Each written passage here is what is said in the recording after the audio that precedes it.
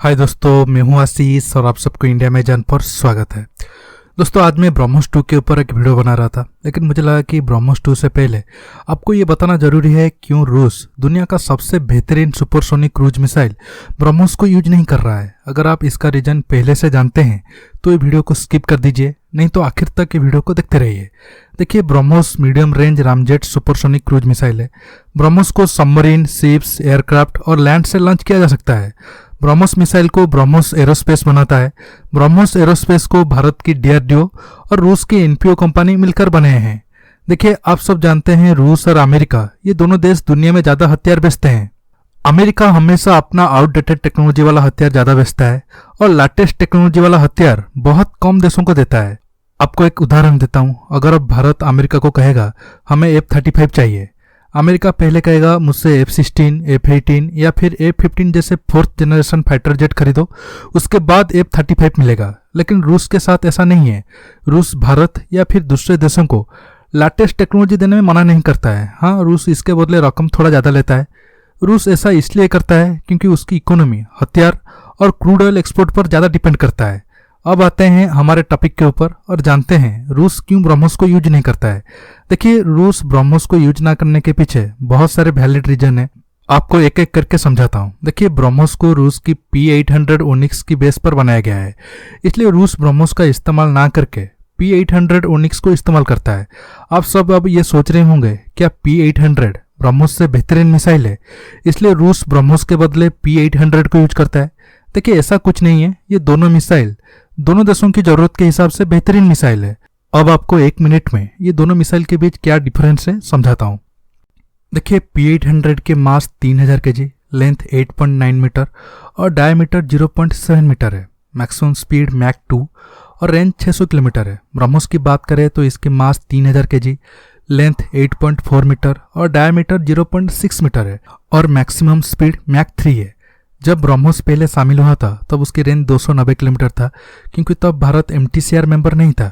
लेकिन अब Bharat MTCR member है और पिछले साल भारत 450 किलोमीटर एक्सटेंडेड रेंज वाला ब्रह्मोस मिसाइल का टेस्ट किया था। भारत ब्रह्मोस की रेंज को 800 किलोमीटर तक बढ़ाना चाहता है। इस साल अप्रैल महीने में एक्सटेंडेड रेंज वाला ब्रह्मोस का और एक टेस्ट होने वाला था, लेकिन कोरोना के कारण इसे टालना पड़ा। दोस्तों, P-800 की एक्यूरेसी 1.5 मीटर है और फ्लाइट अल्टीट्यूड 10 मीटर और उससे ज़्यादा है। ब्रह्मोस की एक्यूरेसी 1 मीटर है और फ्लाइट अल्टीट्यूड बहुत कम है। ब्रह्मोस में सी स्कीमिंग टेक्नोलॉजी है, जिसके चलते ये मिसाइल जमीन या पानी से सिर्फ 6 फीट के ऊपर फ्लाई कर सकता है, जिसके चलते दुश्मन के राडार ब्रह्मोस को पकड़ना मुश्किल हो जाता है। P-800 और ब्रह्मोस दोनों सेम वजन के हथियार अपने साथ ले जा सकते हैं। ब्रह्मोस अपने साथ परमाणु हथियार ले जा सकता है, लेकिन P-800 अपने साथ परमाणु हथियार ले जा सकता है कि नहीं, रूस ने इस पर कोई खुलासा नहीं किया है। इसके साथ ब्रह्मोस मैन्यूवरेबल तकनीक से लेस मिसाइल है, यानी ऐसे तकनीक जिसमें अगर टारगेट अपनी जगह और रास्ता बदल दे तो मिसाइल उसका पीछा करके उसे ध्वस्त कर देती है। ज़्यादातर क्रूज मिसाइल का टारगेट पहले से ही निर्धारित होता है।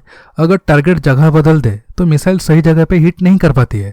लेकिन ब्रह्मोस शब्दभेदी वाहन की तरह कभी अपने टारगेट को मिस नहीं करती है। कुछ मिसाइलें लेजर गाइडेड तकनीक से भी लेस होती है, जो लेजर किरणों के आधार पर अपने टारगेट को निशाना बनाते हैं। लेकिन अगर टारगेट लगातार घूम रहा है, स्थिर नहीं है या जगह बदल रहा है तो उसे निशाना बनाने में काफ़ी दिक्कतों का सामना करना पड़ता है।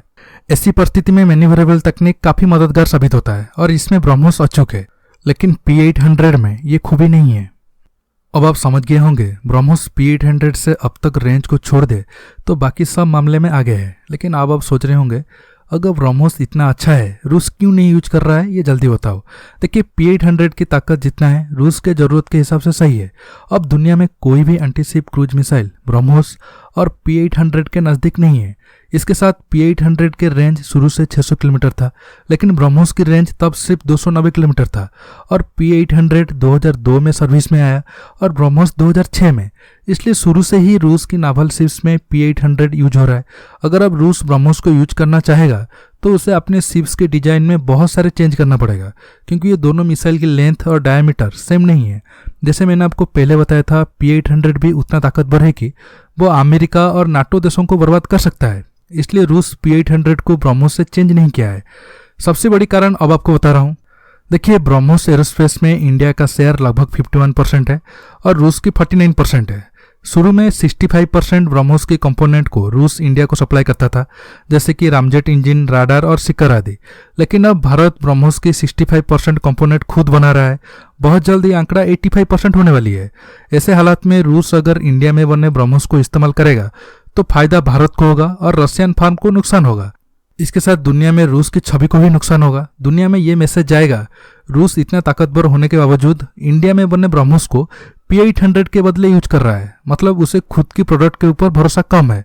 इसके साथ अब रूस के पास 3M22 तिसरकॉन और KH-47M2 किंझल जैसे हाइपरसोनिक मिसाइल है, इसलिए रूस को ब्रह्मोस की जरूरत नहीं है।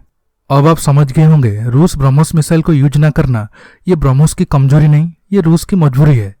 दोस्तों, आज की वीडियो में बस इतना ही। मैं कल शाम को ब्रह्मोस 2 के ऊपर वीडियो अपलोड करूंगा, आप देखना मत भूलिएगा। दोस्तों, ये वीडियो को लाइक शेयर करने के साथ साथ मेरे चैनल को सब्सक्राइब करिए और सब्सक्राइब बटन के पास जो बेल आइकन है उसे प्रेस करना मत भूलिए, ताकि आगे आप मेरे आने वाले वीडियो को मिस ना कर सके। दोस्तों, रहता हूँ, बहुत जल्द एक न्यू टॉपिक के साथ मिलूंगा। नमस्कार, जय हिंद।